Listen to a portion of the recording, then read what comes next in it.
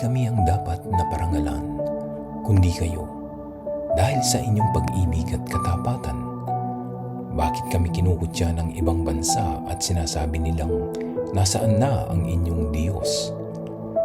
Ang Diyos namin ay nasa langit at ginagawa niya ang kanyang nais. Ngunit ang kanilang mga Diyos ay yari sa pilak at ginto na gawa lang ng tao. May bibig sila ngunit hindi nakakapagsalita. May mga mata ngunit hindi nakakakita. May mga tainga ngunit hindi nakakarinig. May ilong ngunit hindi nakakaamoy. May mga kamay ngunit hindi nakakahawak. May mga paa ngunit hindi nakakalakad. At kahit munting tinig ay wala kang marinig.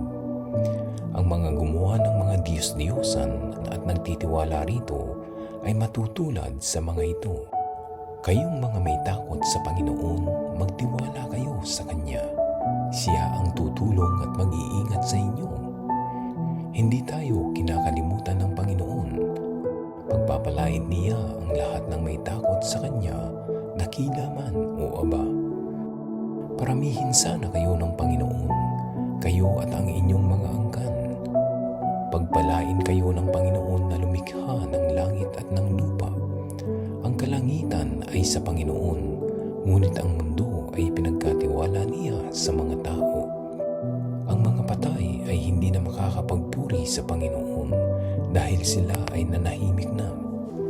Tayong mga buhay ang dapat magpuri sa Panginoon ngayon at magpakailanman. Purihin ang Panginoon.